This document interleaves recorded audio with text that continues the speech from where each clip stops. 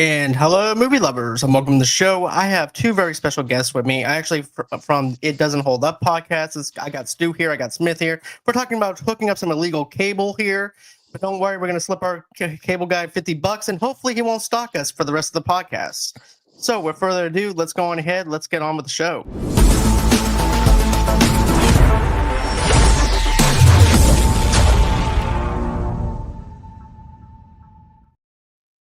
And hey guys, welcome to the show. Hey, good to be Hi back. there. How are you? Hey, it's good having you guys back. I enjoyed our review for Blank Check, and now I was like, you know what would be a perfect movie for me to be able to review with you guys than another Jim Carrey movie, because I know you guys did Batman Forever. So I was like, you know what, let's just follow it up with The Cable Guy. I mean, we've done Ace Ventura, we've done The Mask, we've done Batman Forever, so why not The Cable Guy? Why not? Exactly. And you know, I remember as a kid, nostalgically, just going to the movie theater in Boston and seeing this movie for the very first time. And I was a huge Jim Carrey fan at that time, still am today. I remember The Mask. I went to see that in theaters. Dumb and Dumber. You also have, let's see here. We also have Ace Ventura: When Nature Calls. Mm-hmm. And those were like the 90s flavor of Jim Carrey, the peak of Jim Carrey. And also, too, of course, Batman Forever. Yeah. But you know, what scenes stand out for you? How do you feel about this nostalgically? And what is your where do you stand at this nostalgically out of 10? Oh wow, that's jumping in. So I think first thing I would say is that having reviewed several Jim Carrey films for our podcast, my tolerance for Jim Carrey has gone down as I have got older quite significantly.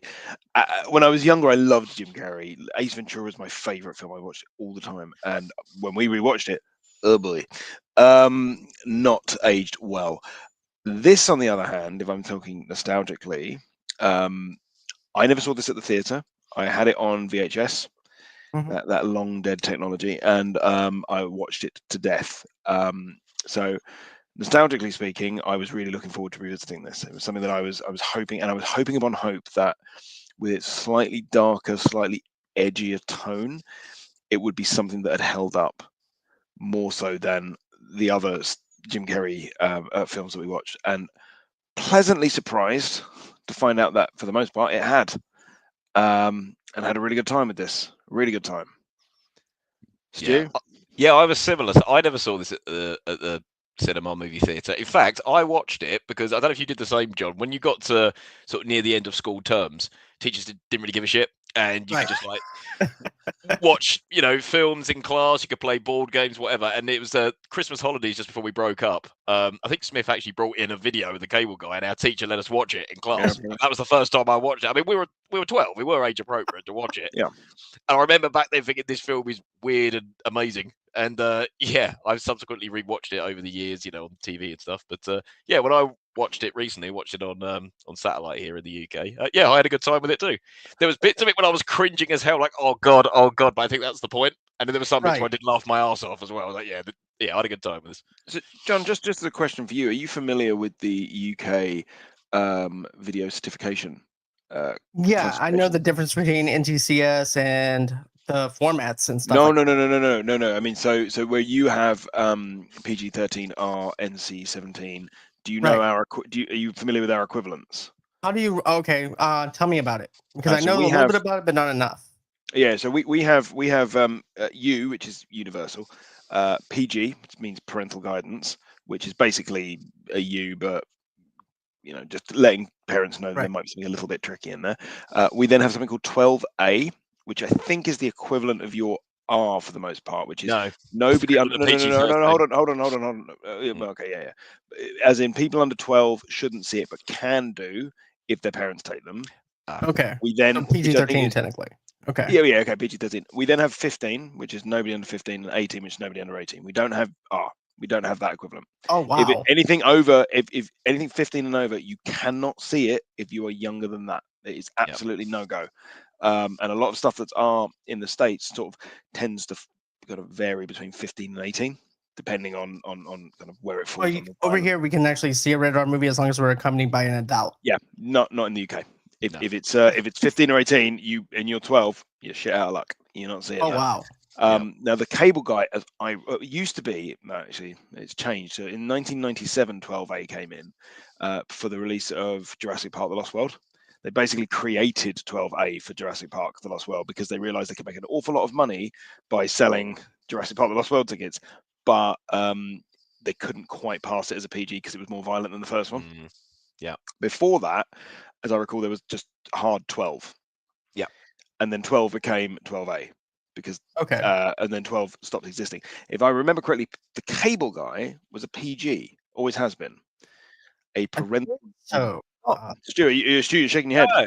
No, I've always remembered it being a 12 because there's you quite a remember lot of 12? swearing in it and tricky I thought content it in was there. PG. So. I'm gonna look this up. No, the Mask was a PG, but I always remember the cable guy being a 12.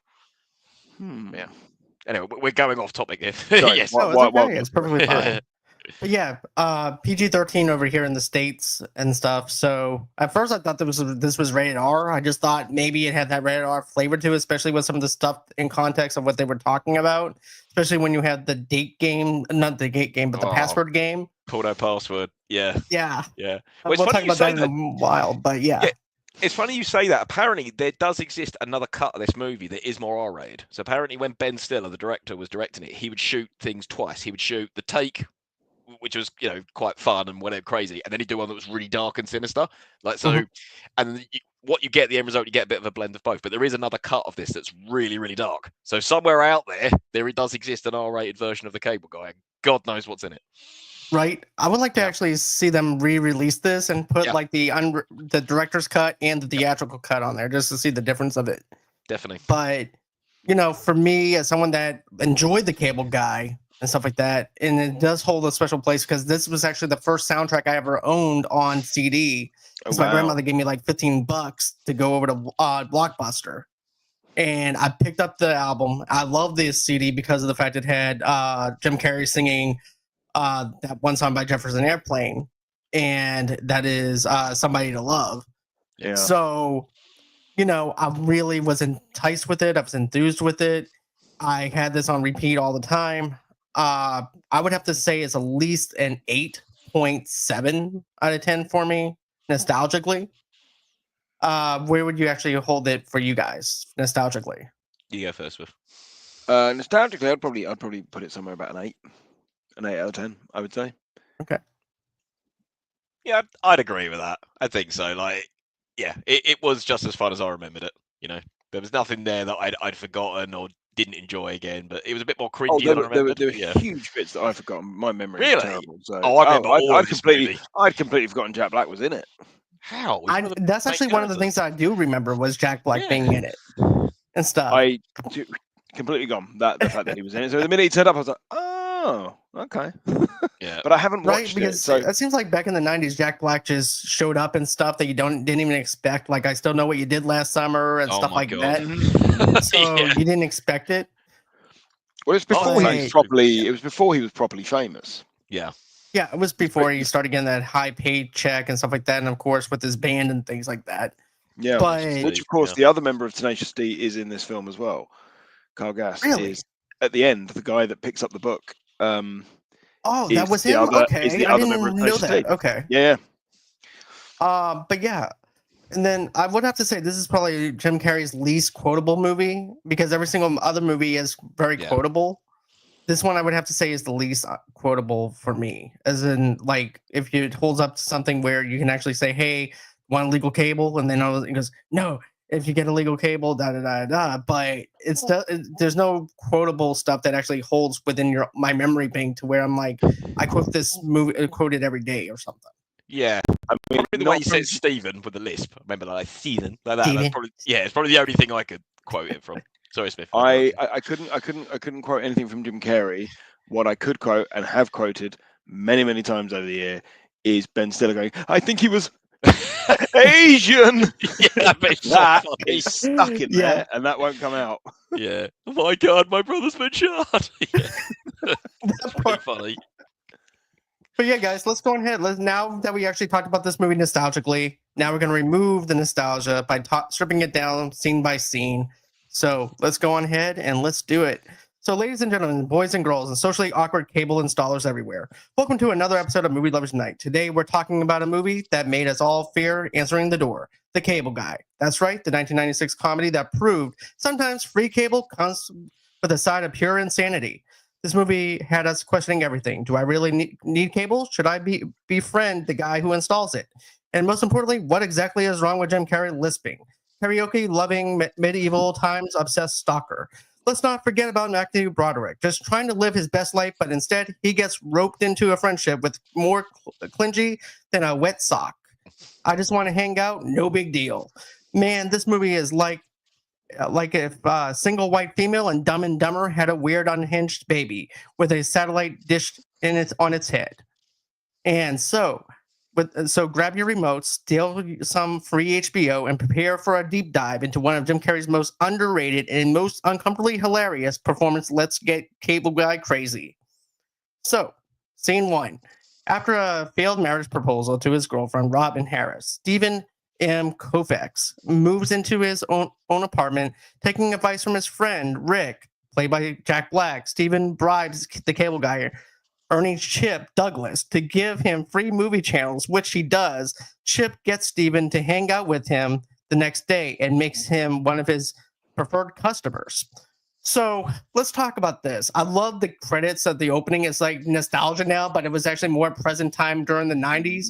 Yeah. We got Jerry Springer. Not only do we have Jerry Springer, we also have Ricky Lake. We have those talk shows. We also have the cable really glitchy and stuff like that because the coax cable and stuff. And that part doesn't hold up as far as anything else goes within this movie because now it's all streaming and digitalized. But back then, analog was actually the way to go. But then you also have this the whole trial of the two brothers, and Ben Stiller's also playing the brothers of those kids. But what did you think of the opening? I like the opening. It gave me a bit of a headache, and it also reminded me how terrible analog TV was. Like the quality of it, I was like, "Oh my god!" Do you remember when you had to like tune your TV to get like the picture quality and like amazing? So that was a real trip down memory lane watching all that, and having the frustration of having to call like the cable company or the satellite company, like you're not receiving your channels properly or the reception's terrible. So that was a nice reminder for me just how awful TV was back then. Yeah, we in the UK didn't necessarily have cable in the same way that you had it in America. So we did have variants of it, but we didn't have it in the same way. We had mainly Sky Television, satellite television in the early 90s. It was less prevalent, really. I think, specifically in our group of friends. It's also interesting to look at some of the shows because it's really like you see some of it and I'm like, yep, I remember that because they were imports to the UK. Some of it, not a clue. Don't know what I'm looking at. I gotcha. But you know what, though? It just goes to show you the inconvenience of the cable going out and you have to call somebody to make an appointment and he may get there the next day or may get there in a couple of hours. So while he's having this inconvenience of his cable going out, he's also got movers coming in to move his furniture. Steven has the movers coming in to get his furniture inside the place. It's about 4 hours since he last heard from the cable company. So he's like, you know what, screw it. I'm just going to go on ahead and take a shower. And maybe by then, maybe the cable guy might come. Because all of us do this, right? Where it's like, you know what, they're taking too fucking long. I'm just going to go on ahead and take a shower and be done. Maybe they'll come out. No. And it's always that other inconvenience of the guy coming at the exact moment when you're like, okay, well, I'm just going to go take a shower. And then here he comes. Ringing the doorbell and you have shampoo in your hair.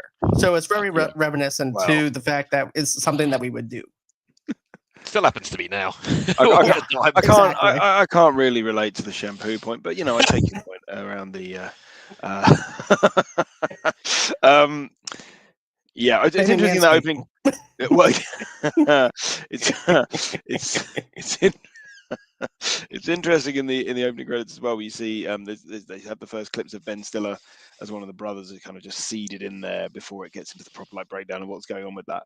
And I enjoy watching this with my partner, and I told her that thing with Ben Stiller doesn't actually play into the plot at all. It's great. No, it doesn't. And she was like, "What?" And I was like, "Yeah, I don't know. Like, it could have been anything. It's just there." Right, because I think it's the whole entire thing of O.J. Simpson at that time as well. So I think it's like, okay, well, we can't use the O.J. Simpson trial or whatever to try and make it something that represents what people would actually tune in for. Yeah. So it's like, okay, well, let's go ahead and make our own trial up. And also, too, it actually has some reflection back on the two brothers that killed their parents, in a sense, though, too.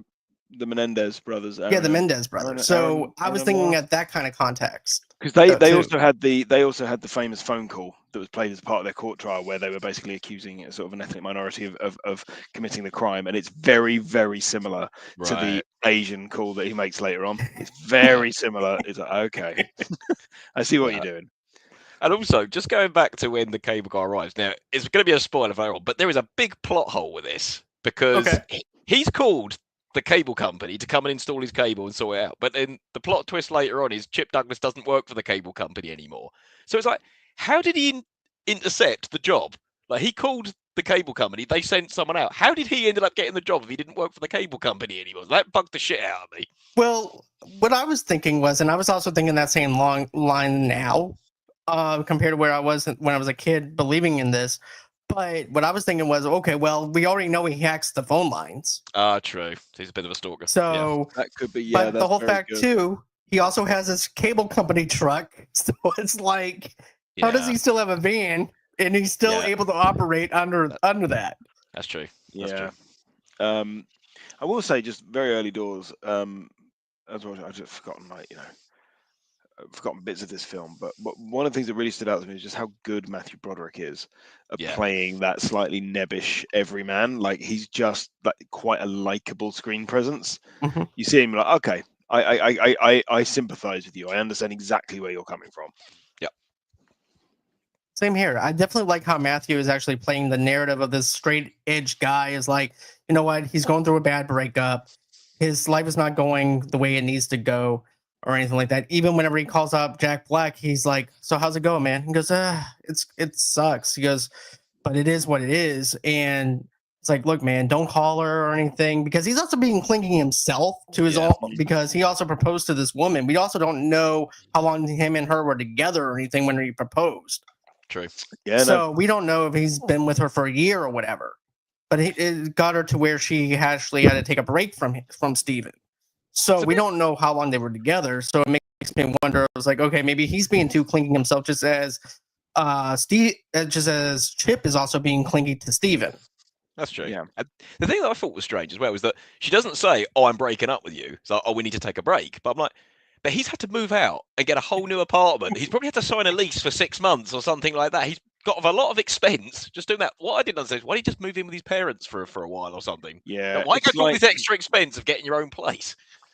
It's like no breakup or separation I've ever encountered. I don't quite understand it. Very odd. It's the States. You know, we actually do this where it's like, you know what, we're going to take a break. So there, it's not you, it's me. I want to go ahead. You go your way, we'll go our way. Maybe we'll rekindle our relationship and, see what happens. So what do? We go on ahead, we move out, and we get an apartment that we can't afford. So therefore we take a break because we don't have anywhere else to go. We don't want to move in with our parents or anything like that, because then we feel like that we're also insecure in our own way because we're men. So therefore we want to be out on our own. We don't want to be cling to our parents. So therefore we get our own place. So that's the lines that I was thinking too on that. Maybe. But yeah, and then Steve finally he gets out. He's like, "Look, man, go ahead, do what you have to do with the cable, and well, I'll take care of you after I'm done getting dressed." So next thing you know, his furniture's disarrayed everywhere. Chip moved everything. He's over there just channel surfing with the remote, and he goes, "I fixed your problem." He goes, "What was wrong?" "Well, what I did was I had to shift all your furniture off to this side because it was giving a lot of pixelation. It was really bad picture quality, but I fixed it right here." I'm like, dude, move all my shit back and just install another coaxial cable or do whatever else. This is an inconvenience even more than when you showed up 4 hours ago. But remember too, whenever he also got onto Chip when he was walking away, and he goes, "Man, where the hell are you going?" He goes, "Oh, it's how rude of me." And he actually called Steven a douchebag, basically. Yeah. At this point, I might be like, you know what, fuck this cable, just get out of here. Do you know what I mean? This guy's weird. I don't want him coming in my house. They had when he first introduced it and he first goes into the apartment, they had one of the jokes that made me laugh for the first time when he's basically like, what was it like? It was so like, I didn't think they'd get it clean after what happened. Oh, what happened? Oh, they had a lot of cats. Yeah, you'd expect him to go, there was a murder or something. Right. Because that's what it looked like. It sounded like to me. It's like, oh, the old McNair place. Yeah. It's a good joke. Yeah, that was good.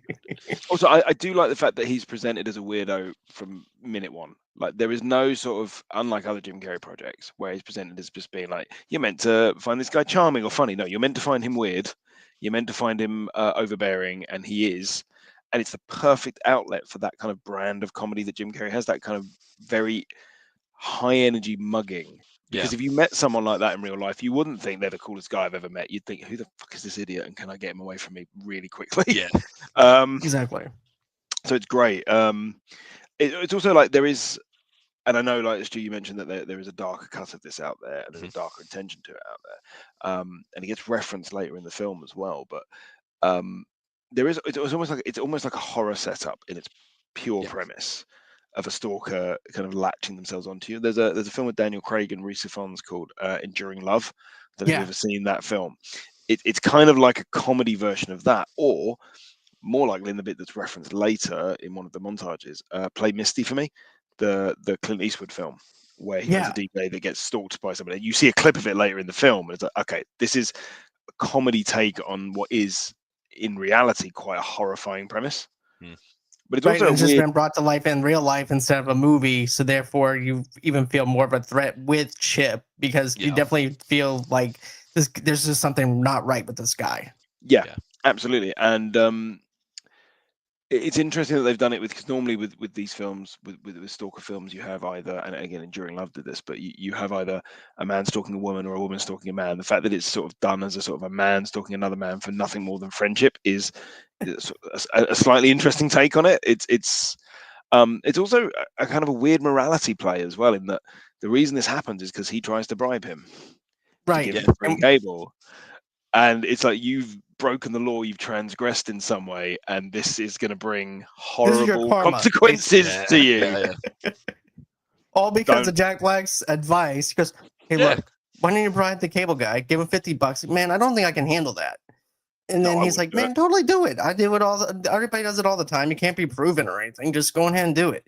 So as Chip is leaving, he was done for the thing. He wasn't even going to come back or anything. But Steven was the one who ended up doing this transaction. That's like, hey, did you hear anything about doing some illegal cable? He goes, legal cable? What are you talking about? He's like, he goes, look. He goes, who is it? What's his name? I want to know.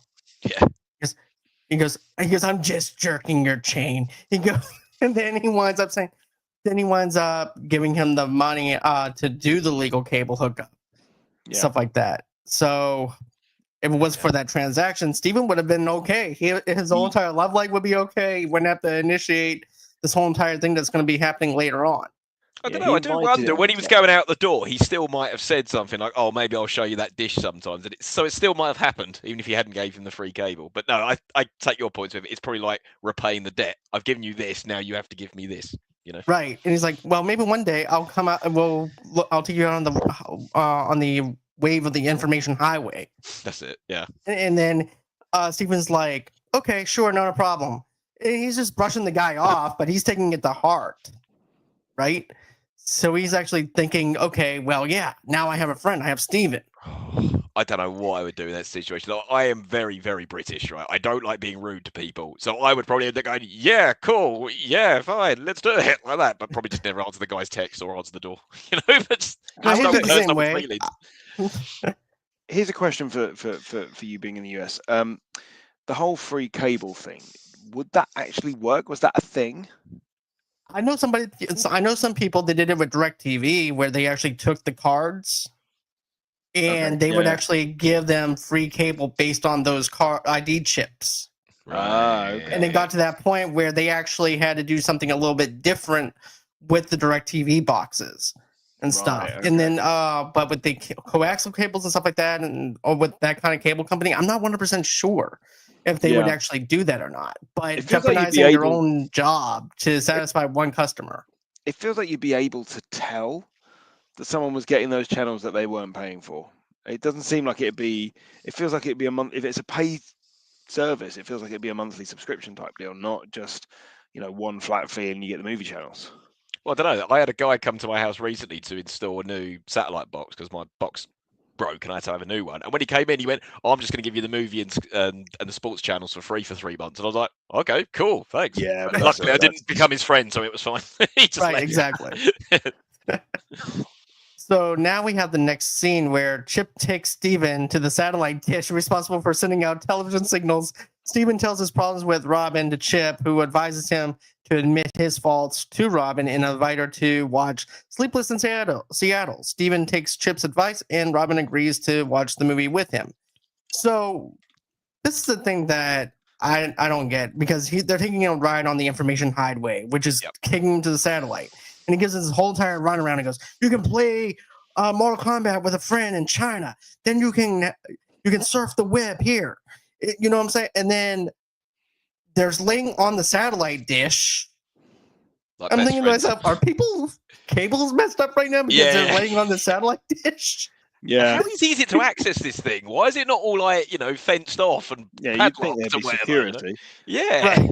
Although it is remarkably prescient in that it's predicted quite a lot of what happened. Like what has happened in the last 20 odd years is exactly what they were predicting. Online shopping and that, Yeah. I mean, some of it was happening already, but the idea of being able to play Mortal Kombat with somebody in a foreign country is that's absolutely what happened. It's exactly it came true. So it's remarkable that they did that. But yeah, I think. Also, what the hell has that got to do with cable television? It doesn't. I think think nothing. A big satellite dish, like, oh, look at this thing, the possibilities you can do with this. That's how I saw it. But yeah, you're right. What's cable TV got to do with play Mortal Kombat with someone in Vietnam? Nothing. Yeah. Also, it's nice in the bits between these two scenes. There's a bit at his office where one of his co-workers is played by David Cross, who is Tobias Funke in Arrested Development and various other things, crops up as I was like, oh shit. Yeah, David Cross. There's a lot of people in this that were much more famous later. Actually, no, these aren't even cameos, like you said. It's just people just in their early careers.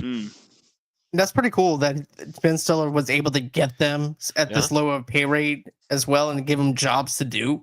Definitely. So that's something I appreciate with Ben Stiller, with giving these actors, a chance to actually shine a little bit, and maybe somebody will actually pick them up in the future to be able to do the things they're doing now. So I do appreciate that what Ben Stiller did for them. Yeah. But yeah, I just thought that this whole entire thing with the satellite dish and everything was a little off center to me, because of the fact I was like, what does Mortal Kombat have to do with anything? I get the fact that it's satellite signals, people can actually connect with each other and stuff like that by watching TV, but not in the sense of playing a video game during this era. No, even though I really like the fact that we're able to do that now, and they kind of predicted it. Yeah, that's cool. But yeah, they're just laying down on the satellite dish, and this is the same where basically him and Steven basically have a connection together, and I don't know why he's even opening up to this dude. The guy just picked you up in his van out of the. And the way that Steven's like just waving at him in the window like Kevin McAllister, it's like, yeah, okay, I'll go with you. I'm like, dude, you don't even know this guy, but you're gonna go sit on a satellite dish and open up to him about your relationship with Robin. There's a lot of his own fault. He's almost like he's encouraging him. He could have shot this shit down immediately. Like when he honked the horn, like, oh, Steve, he could have just ignored him, and none of this would have happened. It happens. Too polite. It happens as well in the office scenes when his boss, like, oh, here you and Robin having. He's like, oh yeah, and he tells his boss about it. It's like, why are people so open about their relationship troubles? If somebody at my work came up to me and, oh, how's your relationship? I'd be like, none of your fucking business. That's how it is. Right? And if you ask again, I'll take you to HR. Yeah. I don't know. It's just like one of those things like, well, I can't talk to my friends about my relationships or anything, so I'm going to talk to somebody else about my relationship that don't even know me because my friends know me. But that's true. Yeah, you get more objective advice from someone that doesn't know you. Yeah, I suppose. But still, breaking it down to this guy, he's like, well, he gives him a Jerry Springer quote. Yeah. He goes, oh, that's very enlightful. Where did you get that from? It was on Jerry Springer. Thank you. It was on Jerry Springer. Yeah, it's his fault. Yeah, if somebody gave me a Jerry Springer quote as life advice, I'd be like, I don't need to take life advice from you. Yeah. And he also tells Steven that he doesn't listen to Robin, doesn't appreciate her or anything, and maybe all he cares about is his own self rather than her. Which is kind of true. Right. So it's like, feels okay, we fairly got an objective self-aware. opinion from him. So it's like, Yeah. okay, well, I guess I'll follow this guy's advice and see what happens. It's very manipulative what he's doing, though, because when he's saying all that to Robin, he doesn't mean it. He's just doing it to try and win her back. Like, oh, I'm just going to cook myself some dinner and Sleepless in Seattle's on. He was like, oh, I love that movie. Why don't you come over and watch it? I was like, I know what you're doing. Like, so he doesn't mean any of that shit he's saying. He's just manipulating her. Right, because Chip even says, Sleepless in Seattle is going to be on. So there's a good chance that you might be able to get back with her. Exactly. So all women love it. Apparently, all women, every woman loves Sleepless in Seattle. Which I asked my wife. I said, "Do you like Sleepless in Seattle?" She said, "No." I'm like, "Okay, well, you're not." Yeah. I asked my partner, "Do you like Sleepless in Seattle?" It's all right. It's fine. Well, this movie lied to me. I've never seen it, so it's not. Mm. It's not Right. in my wheelhouse particularly. Yeah. But then you get the coffee shop scene where he actually tells Robin that same quote from Jerry Springer, and it works. And he even walks away. He's like, she goes, "Oh well, maybe I'll see you around." He goes, "Yeah, whatever," and he just walks off. Yeah. And again, this is what really confused me. They've split up. Why are they meeting up? Why are they hanging out? I was like, have you actually split up? Like, I don't understand what's happened here. Yeah, it's unclear. Yeah. It's never really fully explained what their situation is. I mean, later on in the film, obviously she goes on a date, but that's presented very strangely. Yeah, I agree. Looking back at it on now as like an adult, it's like, why are you even here? You guys are supposed to be on a break, but you're still sitting next to each other. Not unless Stephen actually persuaded her. Is like, look, I have something I need to tell you, and I need to get it off my chest. I know that we're on a break. Can you meet me at the coffee house? And that thing is, I'm going to make dinner for myself and watch Sleepless in Seattle. Very important piece of information I need to share with you. Himself rather than her. Yeah. He goes, maybe you should come by and just take a look at the new apartment whenever you have a chance. He goes, what else are you going to do? Oh, I'm just going to go in and cook myself some dinner and, watch Sleepless in Seattle. And it's on HBO right now. Yeah. Okay, well, maybe I might come by. I like Sleepless in Seattle. And so that trick worked. So everything about him rolling off the fact that he's talking about himself and also not feeling bad about anything worked. And then I wish they would actually play it off where now Steven has like a little bit of like an ego about him. Yeah. Because remember when he goes, yeah, whatever. I wish that they would actually play that off a little bit more. Because there was it felt like there was something there that they could have done more with. Yeah. What he should have said is, I'm going to cook dinner for myself and watch Sleepless in Seattle. And she should have said, oh, well, maybe I'll come by. And then he should have said, no, didn't you hear me? I forgot plans. Right. I'm making dinner for myself and watching Sleepless in Seattle. You're not invited. Yeah, exactly. Dinner Because for then one. at that moment, she'll be feeling guilty for letting him watch this movie by himself. Maybe she'd be actually like, you know what? Maybe I should swing by Stevens anyways. Even though he says he's by himself, maybe I should go ahead and be with him. Perhaps. So that could actually work too. So now we actually have Chip. Chip begins acting more suspiciously, running into Steven and his friends at the gym at the YMCA and leaving several messages on Steven's answering machine. Oh, when Robin arrives to watch the movie, the cable is out due to Chip, who intentionally sabotaged Steven's cable. Chip fixes the cable under the condition that they hang out again, to which Steven agrees. So you're about to be playing basketball with your friends. Then all of a sudden your cable guy just happens to be in the same area as you are. Because, wow, what a coincidence. You guys are here. Because I didn't think that you guys work out here too. And then he's doing the sprints, going back and forth, trying to do the warm-ups, and he goes, I'm gonna be on Steven's team.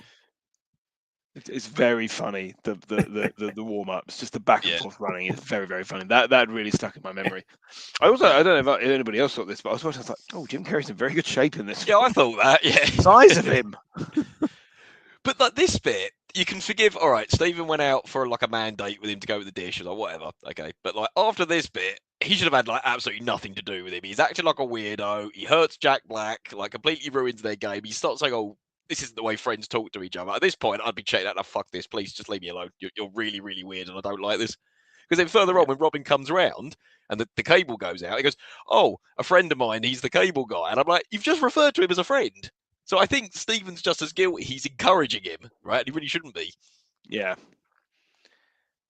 Yeah, I agree. And then also too, like when they start playing the basketball game, he goes, "Oh, we're playing prison rules." Okay. So he winds up knocking down a couple of Steven's friends. He jumps on the back of Jack Black. Yeah. And dunks the basketball and makes the glass break and ruins the whole entire game for everybody. Yeah, not to mention the criminal damage, and you'll probably have to pay it replace that glass. Oh yeah, you definitely will. How easy is that to do? Because it seems to happen in films quite a lot. What, smashing the I glass? would think People it would be slam very dunk hard and to smash do. the backboard. I imagine it's not made of glass; it's made of some sort of hard plastic. So I don't suppose it's going to shatter that easily. No, but I think that also too that the gym would not have glass. Yeah. Well, yeah, that's what I mean. Yeah, it's going to be some sort of They would perspex. actually have just regular wooden for the backboard. Or something like that, not something that's glass. Because things like this, these are teenagers would probably go ahead and play out there too. So I don't think that they would go ahead and have a piece of glass or anything like that for them to play. Sorry, if the second you hit that with an errant ball that doesn't go into the hoop and just hits the backboard, it's going to smash. Yeah, right. It's glass. It's not going to withstand being pummeled. Mm. Yeah, it seems odd. Also, then he falls in the glass, which looked exceptionally painful. And apparently the stunt guy who did this stunt got cut to shit as he was doing it. All the glass like fell on him, it went in his eyes and everything. So not good. Well, yeah. Yeah. Then he tells Rick, he goes, "Thanks for the lift, Rick." And being a prick. Yeah, he's a dick. Yeah. You know, and I just didn't really care for that setup. But also too, I want to go back on something real quick. Is while Robin and them are watching Sleepless in Seattle,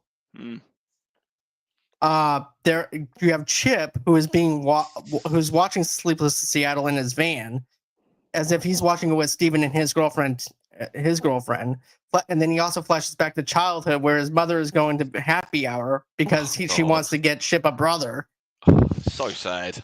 And she leaves him in front of the TV and calls it the babysitter. It gives us a backstory of Chip being neglected, and it's supposed to make us care about Chip. But I think it works. There's a reason why he's not just a creepy weirdo for the sake of creepy weirdo. He's a severely neglected child with mental health issues. I was like, right, yeah, that makes sense. They hinted at it earlier when they were talking about his lisp and where his lisp comes from. And there's always these hints of this very, very dark backstory that you kind of partially explore, but not really. His dad hit him or something. It was some inference his dad kicked him in the face with steel toe cap boots on. That was it. Yes. Is the inference as to why he has the lisp, and then he has to go for reconstructive surgery. So there is, there are these hints. I mean, it's always this thing with this kind of unreliable narrator character is how much of this can you actually believe? Yeah. He's playing a mentally unwell person that you don't know how much of this is actually supposed to be true. But it's in that flashback sequence where you get the clip of Play Misty for me with Clint Eastwood. And so it's kind of you're almost like seeding his behavior as a child from all of this stuff that he's seen. That's why it is the bad babysitter of the TV. It's like, yes, the TV will look after you, but it depends what you're watching. And it can very much influence your behavior. And he's watching every single thing he can get his hands on because there's no parental guidance or anything like that. Because, Mom, I thought you were going to bring me home a brother. He goes, "That's why I'm going out, to get you a little brother." Yeah, happy. Yeah. Mr. Babysitter will keep you company. I'm like, man, you're such a... If there's like a punchable face in this movie, it would be her. Yeah. In a sense. It's very irresponsible. But even Chip, I would actually have to put as like a punchable face in this movie as well because of how he acts and stuff too, especially towards Steven's friends. Oh yeah. But and then also too during that whole entire thing with Sleepless in Seattle with Robin and him watching it together, he talks about his boss. Oh, and you can see where it's going immediately. I even as a kid when he moved all his furniture around, I was like, why have you done that? Like you've obviously done something to his house, and then when he starts talking about his boss, I was like, "This is going to come back, isn't it? This is going to come back." And sure enough, it comes back tenfold later on. Yeah. So boss was the guy who played the boss. Every time he spoke, I looked at him. I was like, I recognize your face and I recognize your voice. And I looked him up, and there was nothing. Yeah, I think I'm getting him confused with somebody else, but he Yep. sounded, in particular, his voice sounded so familiar, and I couldn't place it. Yeah, same. but then we also have Steven's cable goes out. Yeah. And so he goes, well, it's okay. It's going to be fine. Just, I'm going to call my friend, and he's a cable guy. I have his pager. Well, I'll just go and call him. And at this point, he's actually avoiding Chip altogether. He doesn't want to return his calls. He doesn't want to do anything or anything like that, but he's going to still page this guy. And even Chip says it. He goes, and returning my phone calls is the way to go. Wow. And then he also has Steven's cable. Yeah, that's brilliant. In his hands. And he goes, my cable's out. He goes, weird. I don't know what you're talking about. And so he goes, can you fix it? He goes, yeah, I can fix it if you go out tomorrow. He goes, okay, fine, whatever. Robin's here. Starts looking at me. Yeah. She's pretty. Yeah, it just flicks a switch and it comes back on. I was like, oh, for fuck's sake. He's like, what's that for? When I was just for effect. It's really good.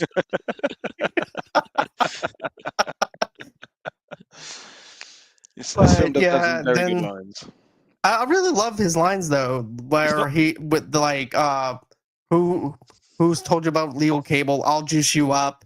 I really love the quotes that he has in this movie as well.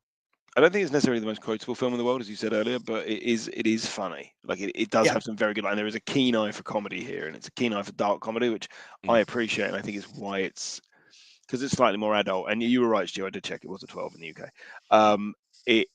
Because it's more adult, it's aged better, and it maintains that level of humor. Yeah, and it's not being mean. Like in the Ace Ventura, it's not mean, and even if he's being mean to Steven kind of deserves it anyway, because at times he's being a bit of a douche. But it's mean. It's mean in a way that makes sense to the characters. It's not punching down on anyone. So Ace Ventura has like big problems with punching down on trans people, on various other people. This doesn't do that. It's not taking the piss, and in fact, even in the way that it's obviously it's a stalker character, so it's treating mental illness in a slightly extreme way. It's still not unkind. It's still not, look at him, isn't he a fucking weirdo? It's right. It's not like he's degrading anybody. Yeah. No, and he's not necessarily being degraded, and he has sort of a broad sort of redemption arc as well. Although not quite, but you know what I mean. Yeah. But then we get this other thing too now, where Chip takes Steven to medieval times, where Chip arranges them to do the battle arena. Referencing Star Trek episode Among Time, Chip behaves aggressively, nearly killing Steven, who eventually beats him in combat. But yeah, they go to medieval times, and this actually makes me want to go to medieval times because of this. Does medieval times actually exist? Apparently it does. Because again, this is the thing that I saw as a child, watching an American film and thought, oh, that must be something that they have in all American cities. There must be one on every street corner, and I've been to America a few times, and I've never seen one. But do they actually exist? Yeah, medieval times does exist. We've been to something similar, Smith. Like for my 30th birthday, we went to that one. Yeah, in London, near where the Tower of London was. There was a place called the Medieval Banquet. It was called. Yeah. So you get King Henry VIII coming around singing. You have wenches as waitresses. You're not allowed to call them, excuse me, miss or whatever. You have to call them a wench. Like wench, I want another drink. I didn't do that. I felt very uncomfortable. But there was no jousting. It was just kind of just Henry VIII singing. Yeah. Does medieval times in the States have like jousting and horse riding and all that kind of stuff? Yeah, they have the jousting and stuff like that. They have, and also too, you're not allowed to even have utensils to actually eat with. So you actually do have to eat with your hands. That joke was great. It's like they didn't have utensils, but they had jugs of Pepsi. Like, dude, I got a lot of tables. Yeah, Janine Garofalo is fantastic. In the brief minutes that she's on screen, she's the very first second she walks in, looking really like she can't be fucked to be there, and doing all of the medieval talk is so well done. She is genius in everything she's in, but like in this in particular, it's like, that is very funny. Right? You want me to fetch you a fresh glass from the pub? Yeah. And then she also says, do we have any utensils? We do not have any utensils at medieval times. We eat with our hands. Because, but there's no so you have Pepsi, but no utensils. And then, of course, she winds up saying, "Look, dude, this is my job. I can't help what you have and don't have." Yeah, it's really good. But she is very believable. I have to agree with you, Smith, on this. Like, she's very believable as a waitress because that's exactly how a waitress at medieval times would be like. If you got on her nerves, especially for asking that. Yeah, they're not going to be humoring your bullshit. I thought it would wear off very quickly working there. You're like, the fuck this place. I think it would wear off very quickly going there. I've always wanted to go there ever since I saw this film. But I think when I got there, I'd be like, yay! And then in about 5 minutes, I'm like, sorry, what, you going to have to eat my hands? Yeah. No, I'm not. I won't be doing that. I'm sorry, no. Jim says he goes there twice a week. Why does he go in twice a week? He's probably learning how to joust with Steven this whole time. He's like, okay, well, I need to perform my jousting. I need to get that down pat. You're my preferred customer, so therefore I want to have this done. That's true. Yeah. So he probably gets there for free. He's a preferred customer. Yeah. I enjoyed the Silence of the Lambs bit, right? With the chicken skin on the face. Silence of the Lambs. Hello, Clarice. It does look like he is trying not to laugh at that. Yeah, I spotted that. Matthew Broderick, they're both trying not to laugh at that, and it's like, okay, that's very, very good. I like that is true though. If you see how, but yeah, if you see how the camera's cut to Matthew Broderick, off to the side, you can tell that he's trying not to break character, but it's hard. Yeah. It's very, very, very well done. But then, of course, they get called. Chip Douglas and Stephen Koufax, you're needed to the front. And he goes, oh. And I like how Chip is all like excited, like he was not expecting it or anything. He goes, it's time for us to do battle. We need to go down there. He goes, and then he goes, is this normal? No, not normal at all. He's the king is actually my preferred customer. Yeah. Specifically requested to do this. And then the king is like, look, just get on the damn horse, okay? It is a health and safety nightmare. Yeah. The king, of course, played by Andy Dick, who is normally fairly insufferable. But in this is quite funny as well. Like it's very well done. I do like the fight where he throws the sand in his face. Like, I'm blinded. It's so well done. It's so funny. And then obviously they did the big Star Trek music and they kind of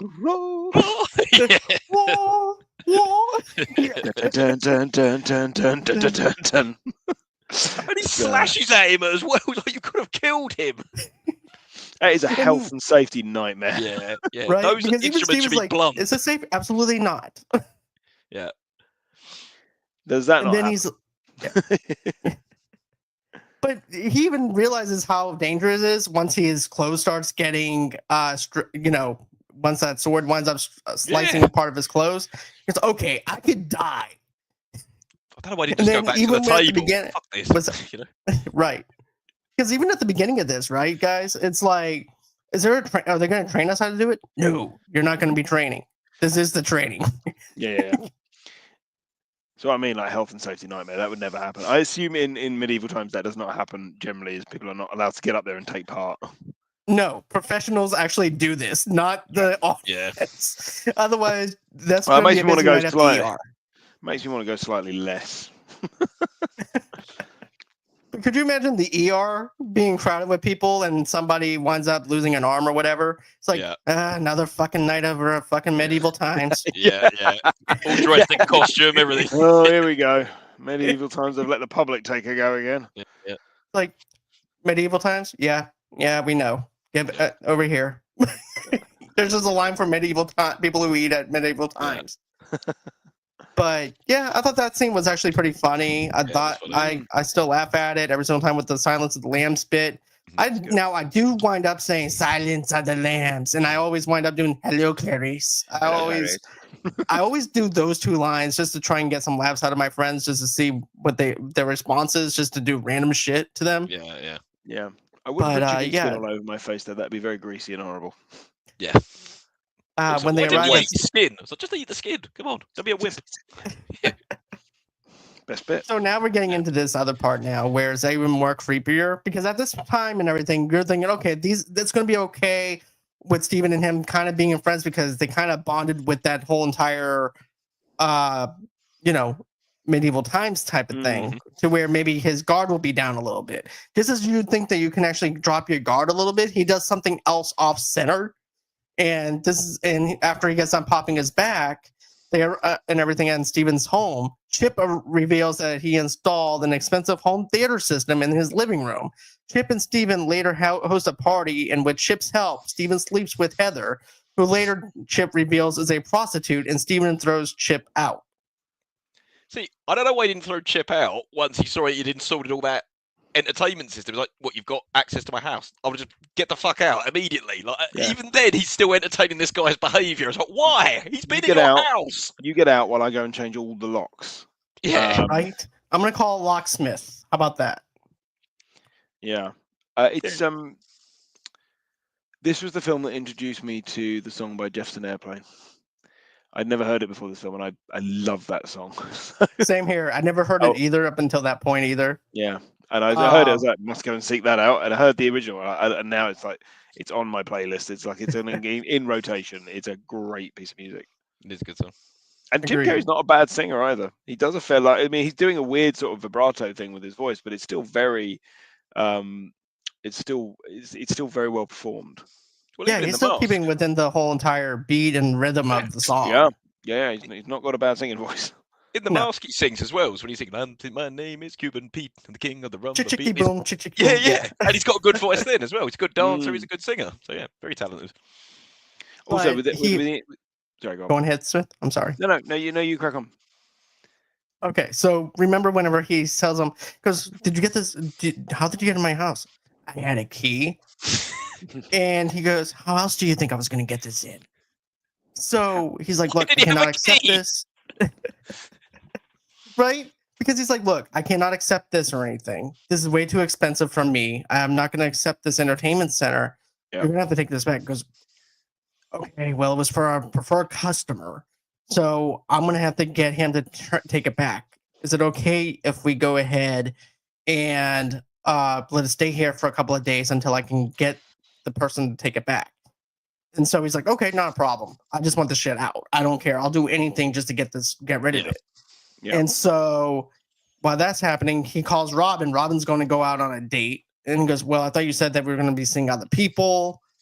And she's like, well, we did agree to have some time away from each other and stuff. So then this actually plays into the narrative of, Chip's like, well, let's go on ahead. Let's tear the cherry off that entertainment center. Yeah. And so he's like, we're going to have a party. And he goes, look, I don't really want a party. He goes, we're going to have a party. And so he goes, and I know some people, and there's going to be some butts, some big ones. But it's, I mean, Robin is being very unreasonable. Yes. Like, it's very like, I love that she's gone on a date. She's like, I love you, but I've got to go by. It's like, sorry, what are you doing? That doesn't make any sense. Yeah, what if the date went really well and she liked the guy she went on the date with? How's that going to work? She's just keeping him hanging on until she decided whether or not she wants to have sex with somebody else. The other thing I thought watching this whole sequence is that if you live in an apartment block, you should not be allowed to have your own home karaoke system. Oh no! No, there should be a law. Fucking menace. Like I was in the next apartment over, and I was like, I will come around there with a baseball bat, and I will beat you all to death very slowly if you don't stop singing. It is 1 in the goddamn morning. Yeah, and all the guests there, apart from Jack Black, are Chip's friends. Like, why is Steven letting all these strange people he's never met into his home for a party? And that's one of the issues that I have with it. Woman. Yeah. It's like you have all these old people that's 70 or 80 years old dancing, and then you have this one female that just stands out by herself. Yeah. That does not make any sense to me at all. Yeah, the apartment's weird as well. She's like standing on like a little bit with like a banister Yeah, like But the it's banister. in the living room. What is? Who has that? It's not even not only that, dude, but it's not even that big of an apartment to where No. they're trying to Who's make the got apartment look bigger than what it is. Who's got multi-tiered floors in one room? Is that, Yeah. what is that? Very strange. And then immediately she's like, "Oh, should we go in the other room?" He's like, "Yep." Well, that didn't take long. No, because think of it like this. He's like, well, Robin's moving on. You might as well move on too. So Kind of has a point. yeah, But then, he but then we does. find out this whole thing was a setup, and like, oh, so yeah. But then you also have this other thing with Rick and Steven. He goes, well, maybe I should go on ahead and be friends with my cable guy. Mm. And so he feels a little neglected and stuff, but he also says he's been blowing them off. But I'm like, blowing who else off? Because you're like his only friend that he has. I wanted to see more of a setup with Jack Black and his friends to make us feel like he's actually alienating his friends. Yeah. Because I don't see it where, Steven is actually blowing off his friends at all. I don't even see them even reaching out to him at all to hang out. It's not clear how many friends he has outside of Jack Black. Also, Yeah, I mean, basketball with friends might not have been his friends; they might have been Jack Black's friends. well, yeah, and then Jack Black is used as sort of a kind of like a representative of all his friends. I would assume is how I read it. Yeah, Like yeah. this is just an example, and he's there to provide a function in the third act plot, and then he disappears for the rest of the film. Right. It's like, okay, you're only set up for like 3 scenes and that's it. Yep. So his shooting schedule is pretty easy. Yeah. But yeah, and then of course, once he sleeps with the prostitute, you have Chip who takes a Polaroid picture of him for blackmail. Which is a bit premeditated. Like, why did he do that? Or did he just know Steven's going to get angry when he finds out this girl's not legit? I think it's for collateral, just in case if anything went down. Yeah. Fine. He has something over Steven. He goes, oh, that's a good one. And then, but I do like the whole entire Jefferson Airplane bit, Smith, though, too. It's funny, it's comical, especially about how he actually lets out the long verse of love and doing that with his throat. Then goes wide-eyed, baby, and then starts, with a big, huge eyeballs popping up out of his skull. That was hilarious. The whole bit was hilarious. I didn't feel like it went on too long. I felt like, this is exactly what karaoke thing, what a karaoke thing is, Yeah, completely. But then we get into the whole entire thing next day, where basically goes, man, and Steven wakes up and goes, man, that was great. He goes, this is exactly what I needed. He goes, man, where did Heather go? Oh, she left about 30 minutes ago. He goes, it's okay. You get me next time. He goes, what do you mean you get me next time? He goes, I pay for you. You pay for me, And he's over there making him scrambled eggs, bacon, and stuff like that. And then he said, then that's when they have that conversation. He's like, look, I want you out. At this point, whenever he finds out Heather's a prostitute, he goes, look, she's clean, man. I just checked her out like last week. Yeah, and I'm fine. And I'm fine. No drips. Oh. It's taken this long now for him to go, I've had enough. Just get out, But understandably, I would be furious if I was Steve. Oh, yeah. Yeah. I wouldn't be okay if someone tried to hook me up with a prostitute and try to make me move on from my girlfriend that I had, where I don't have to pay for sex or anything. Yeah. That would piss me off, though, too. Yeah. And then he goes, come on, Steven. I made you some scrambled eggs. I made some breakfast, and this is how you're going to do me? Just, come on, Steven. Come on. So he's winds up shutting the door. And then, of course, we get that scene now where Robin's out on a date. And Chip tracks down Robin, who is on a date with another man, which is Owen Wilson, who's a douchebag. That's actually... So I remembered Owen Wilson being in the film, weirdly. I think it's the first thing I probably ever saw Owen Wilson in. And I also, my partner made the observation that he's weirdly ageless. Yeah, like you look at Owen Wilson in this film and he looks exactly the same as he does now. And I looked it up. In this film, he was about 28.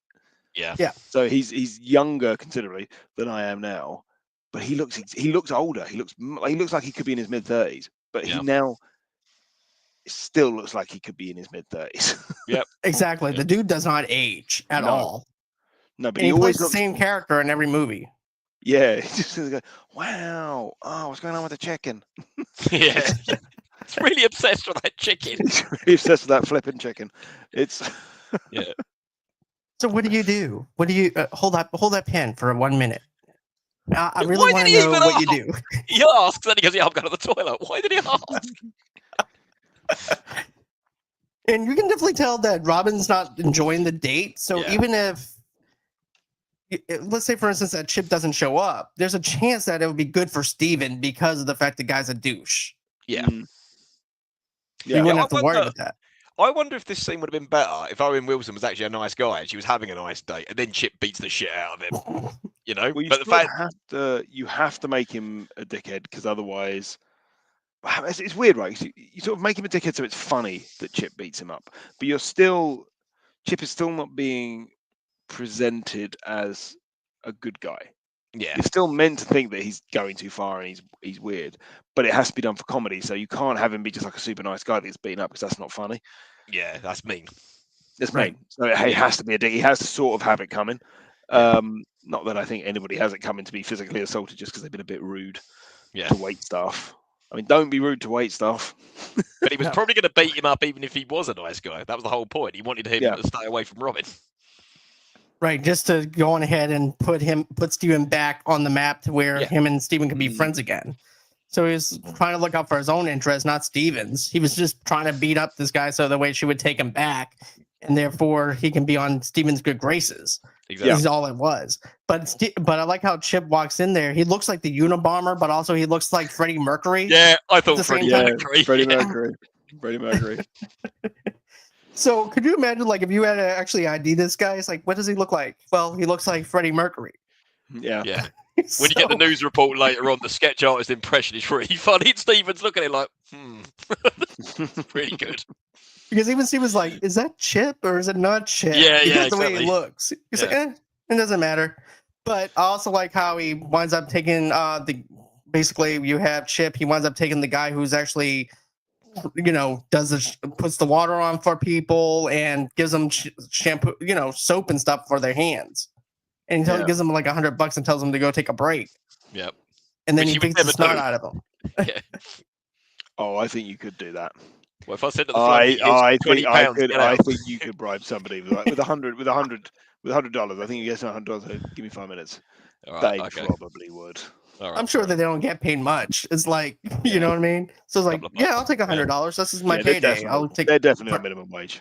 Yeah. Not only that, but I don't even have to touch this guy. I don't have to touch his hands. I don't have to put on the water or anything. That's true. That's true. I'd be Sign me worried up. if I was a bathroom attendant, if somebody tried to give me $100. I'd be very worried what it was they wanted me to do.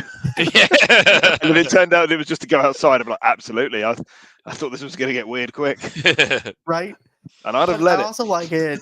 So now you have this scene set up where now he's beating the crap out of Owen Wilson, smashes him up against the stalls. Then after that, he ends up pushing him over to where the blow dryer. Yeah. In the mouth. And he puts his lips onto the blow dryer. Yeah. That'd be horrible for so many reasons. Yeah.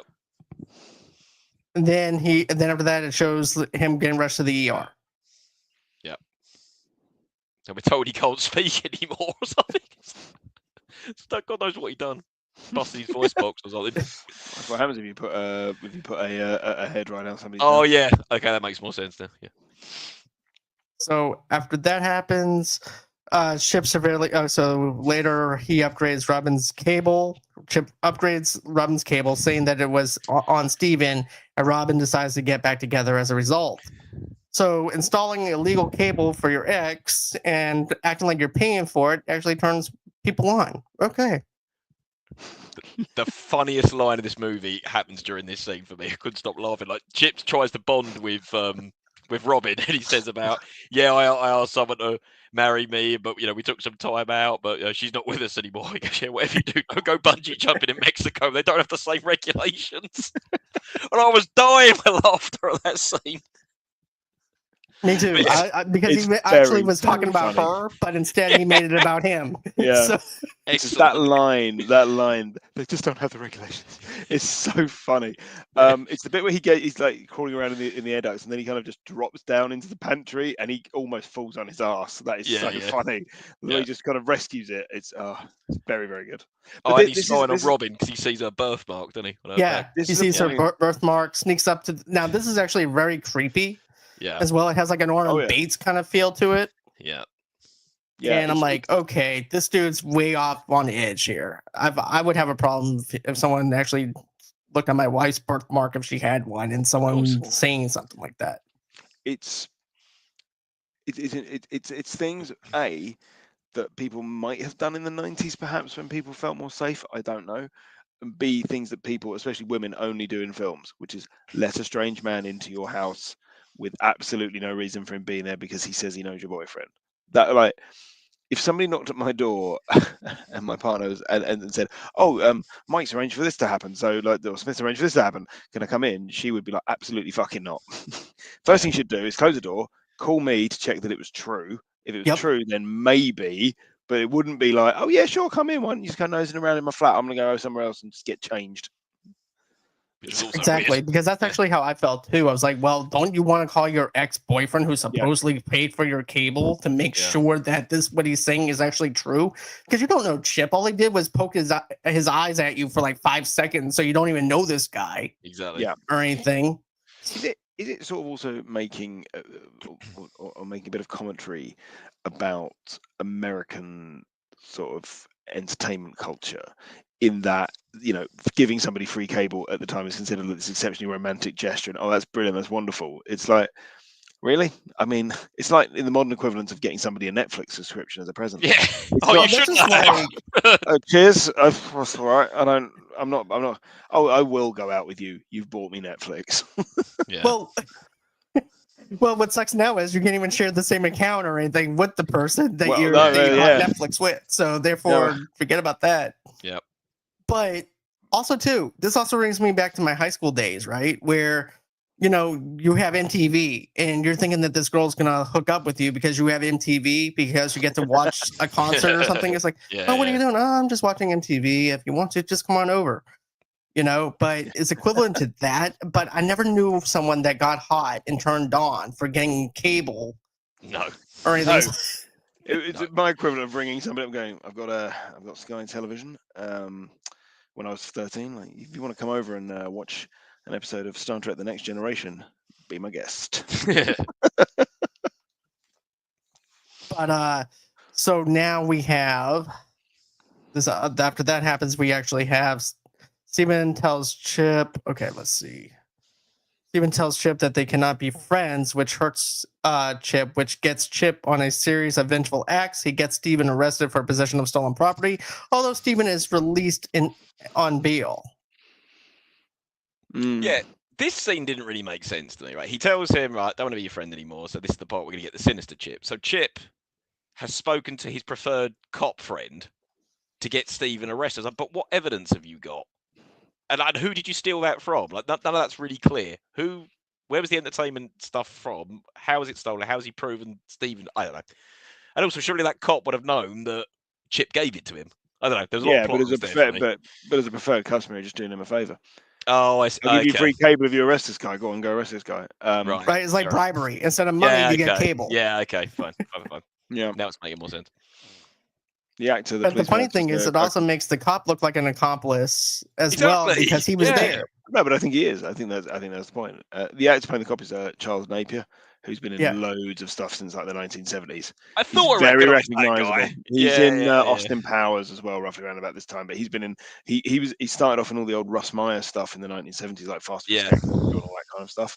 So he's had like this huge long career. I think he's dead now, but he was he's one of those people that I always saw in films around at this time. It's like, it's that guy from that thing that I saw. Right.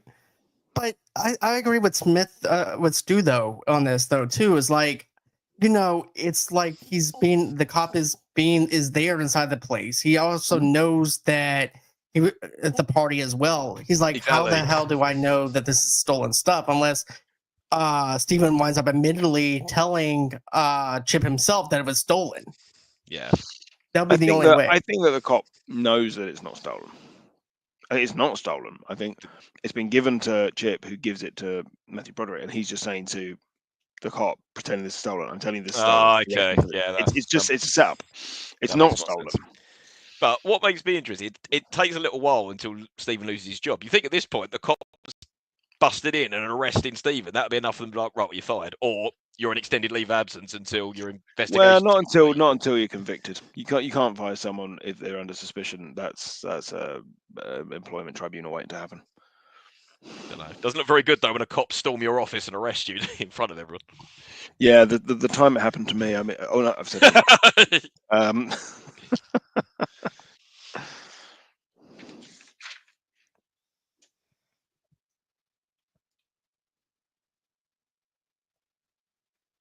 Oh, John, we I can't hear you, John. John, we can't hear you. Yeah. So you're back. he also, you're back. but yeah, he also has to stay at county lockup. Yeah. That's also another thing that happens. Horrible. And while this is going on, Chip comes and visits him in jail, saying that he's his lawyer. His parents also wanted his own Stephen too.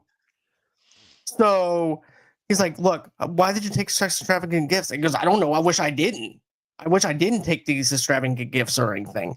But here I am. I'm stuck in this. Can you get me out of it?" Well, we can't put you out on bail because of the fact that it's late at night now. So therefore, you have to stay at night in county. And so you're with all these other criminals, and you're in there for a crime that you actually didn't commit. You were innocent because your friends said that there was actually someone that gave it to you. So that's pretty crappy. And then here comes Chip acting like his lawyer.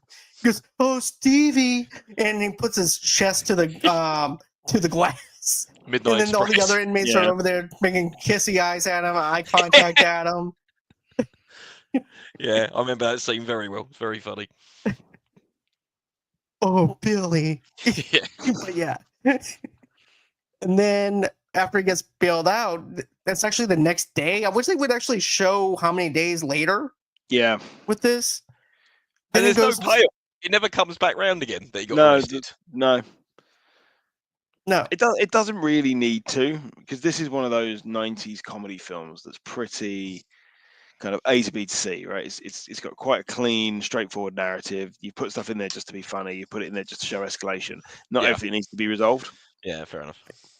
Also, I mean, assuming what happens is at the end they work out that it's all just not true. It all just gets swept under the carpet.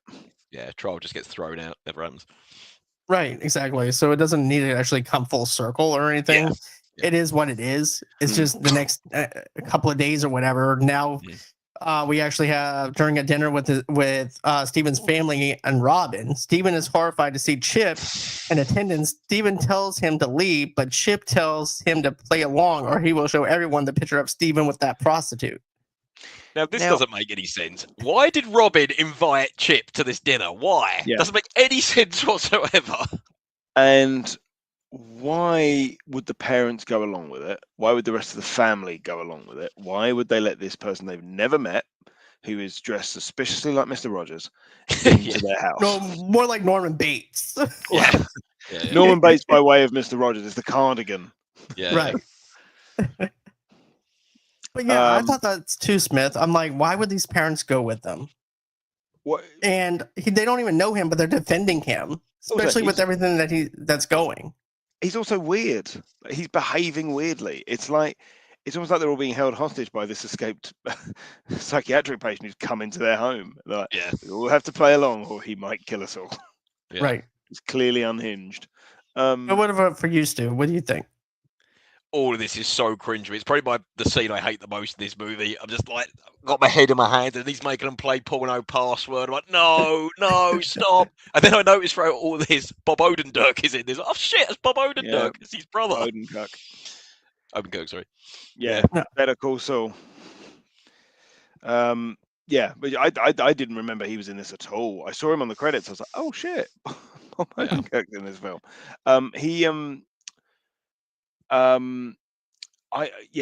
The porno password thing, right? I wouldn't play that game with my parents.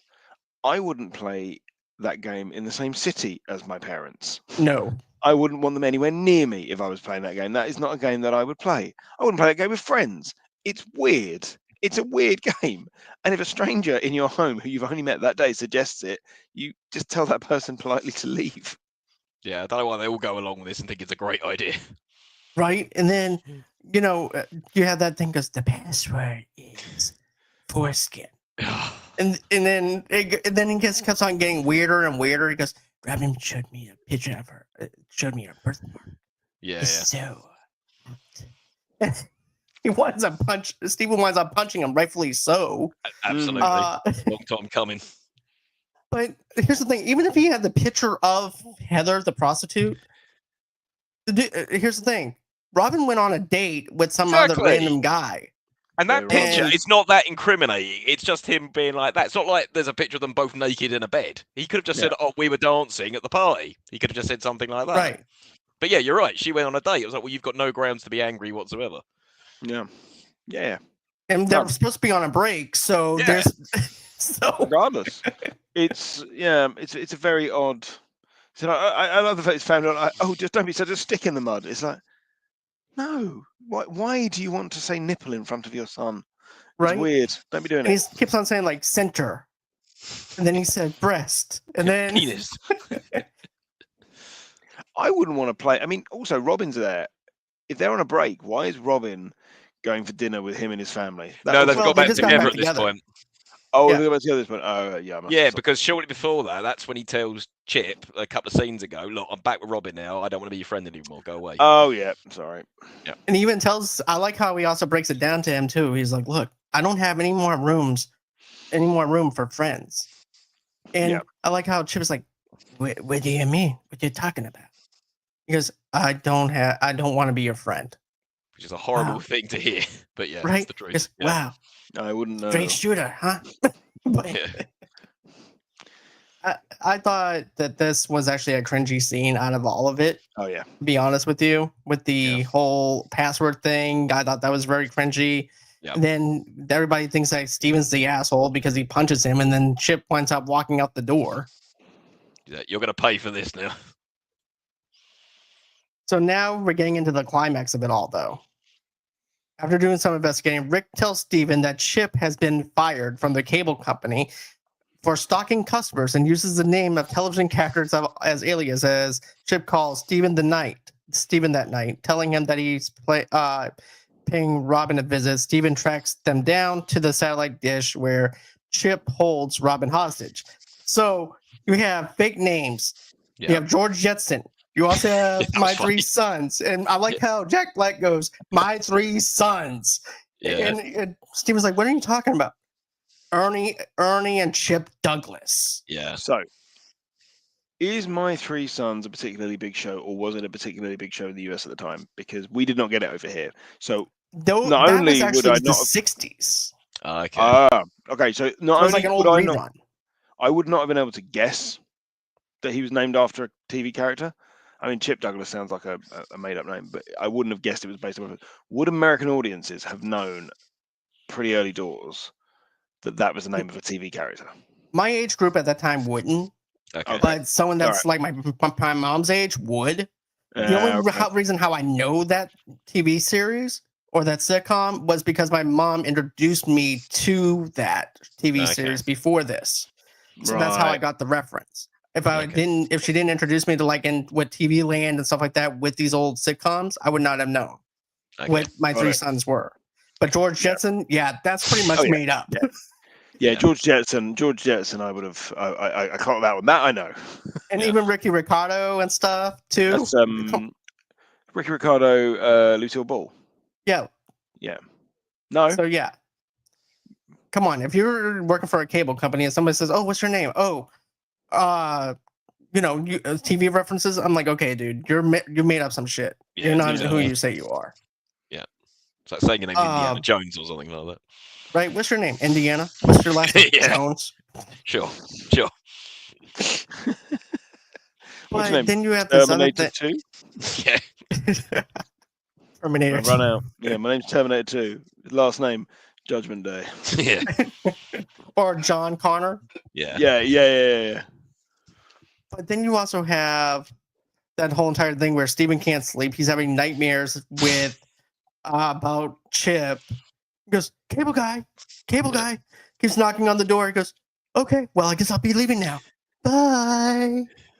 And then he's watching him through the peephole. So I like the POV vision of the watching him through this and watching him like he's a 13-year-old kid playing pranks on his friend. I just thought it was hilarious for that moment. And then, of course, his eyes are turning red like the Terminator and some of that beating him down. So that was actually pretty funny. Yeah, that scene's good.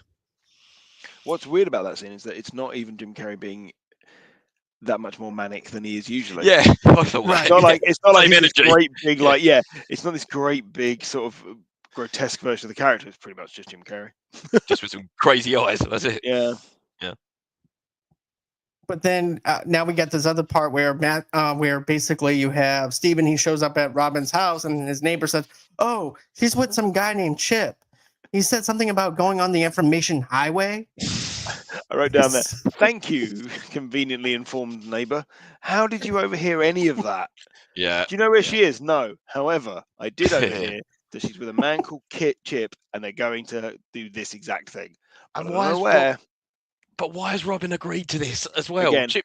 things that people only do in films. Women do not go with men they do not know in vans to a third location. Exactly. Never do that. Exactly. Just as a point of safety, never go with someone you don't know in a van. Not unless he told her, and this might be something in an extended cut or something. He's like, hey, look, I'm concerned about my friend Steven. I know that you're concerned about him. Let's try and meet up and see what we can do to help. That would be the only way that you get this woman inside the car, and the only way that you tie her hands up and stuff to get her in the van. Other than that, though, you wouldn't be able to. No. That's very Ted Bundy-esque. Yeah. Yeah. But with a cable guy. Yeah. Let's see. So then we get that whole entire bit again because you can play Mortal Kombat with a friend. You can. Home shopping or whatever. Yeah. So we get that whole entire bit again. Wonder how many times he's done it. How many people has he said that exact same speech standing on that exact same all dish? of them. It's part of his stick. So, yeah. He brings all his friends there that he stalks. Yeah, absolutely. Yeah. So now we have Chip dives into the satellite dish, knocking out the television signal to the entire town, just as the verdict in a highly publicized case involving a case like the Lyle and Eric Mendez killing is about to be revealed. Chip survives the fall, but injures his back. As Steven and Robin reunite, Steven forgives Chip and asks for his real name. And he says, Chip jokingly replies, Ricky Ricardo. Yeah. Chip is later taken by the hospital in a helicopter when one of the paramedics addresses him as Buddy. Chip asks the paramedic if he truly is his buddy, to which the paramedic replies, yeah, sure, of course you are, causing Chip to smile in disbelief. Yeah. Again, the fight sequence on the dish, they seeded that earlier that Matthew Broderick can beat him because he beat him at medieval times. Yeah. So you know that he can beat him in a fight so it doesn't come out of nowhere. But it generally feels a bit flat as an end. It's the bit after he's fallen and he's being carted away and they're there talking to him and they're smiling at him. Like, why are you smiling at this dangerous lunatic? Like, what? He has just tried to kill you both. He's not. I know he's mentally unwell, and I know we should be sympathetic to that, but you're not his mate. I think you're not his friend at all. But I think he's just trying to talk him off that ledge, just like how they Third Eye Blind would say, talking off that edge, so that way nothing happens to him, so that way he can see psychiatric help later on. Yeah, that's how I saw it. And he redeemed himself. He realised he's gone too far. That's it. I need to kill myself. Like, no, you don't, and that's why. There was a line that really made me laugh. I went, this is like GoldenEye. I went, no, it's not like GoldenEye. This is real life. This is not a movie. And he goes, and he also quotes Waterworld. He goes, I have seen dry land. I've seen it before. It's not a myth. And he goes, it's just like that scene on Waterworld. I've seen that movie 6 times. I love it. He's shooting staples at him. It's brilliant. Yeah, he takes him up all the way to the very top of it. The satellite dish with the staple gun, and then he's going to staple Robin Brilliant. with the staple gun. It's not even like a real. It's like just one of those public school staple Yeah, guns. Exactly. It's not like anything that could really hurt her. No. Mildly I mean, it would hurt. It would hurt, but I mean, not like physically kill her. No. No, again, the worst he could You do have something more like that is more of blind a sense with like an electric nail gun than you Yeah. do. Yeah. If it's an industrial staple gun, then Right, that you exactly. should be worried about. Just going back to what we were saying about, you said the ending felt a bit flat. The original ending was Chip dies. Like he actually gets impaled on that because it looks like he has been. Then it cuts around and it's not. It's just missed him. It's down there. But yeah, the original ending was he was going to die. And then The like, funny well, thing is, that's a really even that bleak way being you end the film. You know. funny thing is, even that being impaled, he still would have died. That was Yeah, fine. he would have been paralyzed. It would have broken his back at least. He'd not be in good shape. Yeah, No.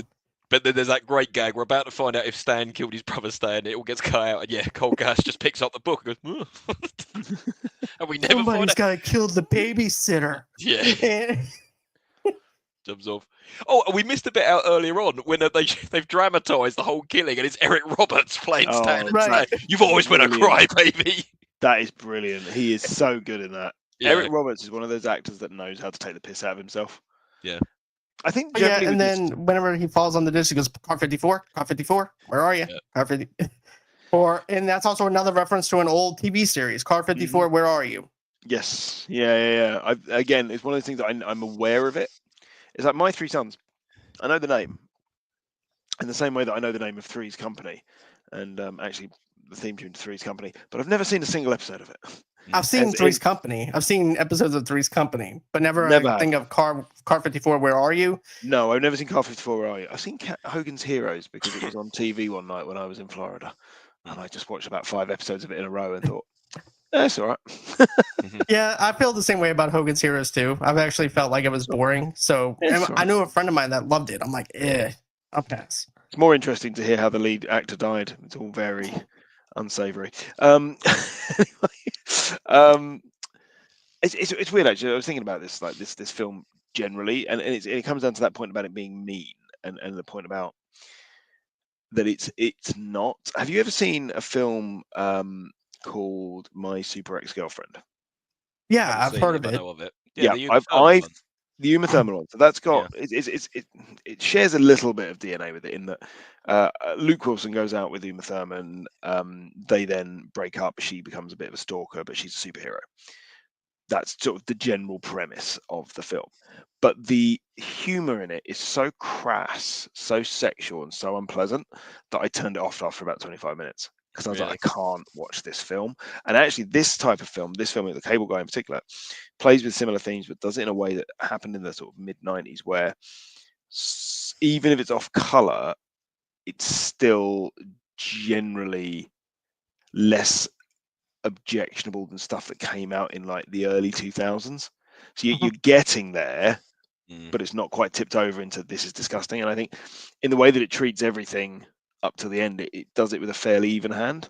And whilst I say the ending is flat, and I still don't understand why when he's being put into the helicopter, they're standing there smiling at him like he's their mate, and they're quite happy that he's being saved. It's still at least a more generous ending than you could have given it. It could have been bleak and horrible, as you say, Stu. Yeah. Right. I definitely agree with that analogy though too, because I'm like, yeah, this plays around with it playfully versus it crossing that border of like American Pie or something like that. Yeah. We haven't gotten to those raunchy films until like the early 2000s. So it crosses that line, but at the same time, it doesn't necessarily cross it because they don't really show that much to imply anything that's really raunchy, other than maybe Robin taking off her shirt, showing the birthmark, and then of course that cringy game that they play. Yeah. And that's it. It has more in common with something like Meet the Parents. Yeah. That sort of humor, and not just because that's also got Owen Wilson in it. Okay. And Ben Where would you rate this one though, Smith? Out of 10, I think I'd probably keep it at. It was an 8 for nostalgia. Probably a 7. Okay. I think probably a 7. Yeah. I'd go with 7 as well. Yeah. Okay. Yeah. It's not awesome. It's not shit. It's a good film. It's a fun film. But yeah, I'd say 7. Yeah. Okay. How about Would this be yourself? like something that you would rewatch, like for rewatchability or anything? Yeah, In I a think it does. couple of years' time, I'd probably watch it. Yeah, I think. Yeah. 5-10 years time, if I was flicking through my DVD collection and I saw it there, I'd be like, yeah, go on then. Or if it was on TV and you caught it halfway through, oh yeah, I'll watch this. It doesn't have that rewatchability of classic films. It doesn't have that thing where if you start watching something and you just can't stop. Like quite recently, there was Die Hard with a Vengeance was on TV. Yeah. And it was about 10 minutes in, and I flicked over to it. I was like, "Oh, Die Hard with a Vengeance!" And I started watching it before I knew it was 2 o'clock in the morning, and I'd watched it. I've And I was like, watched "Oh, okay, Yeah. this film's great. This is one of those films. This isn't one of those. This isn't one of those where you kind of flick on and go, oh, and then it's over. It's because it's at points quite slow and a bit boring here and there. Like there are moments where you could probably just tune out, and that would be the end of it. Yeah, I think you Right. need to. There's moments where it slows down a little bit, especially whenever Steven gets fired and stuff like that too. Because we didn't talk about that part. We breezed kind of past that.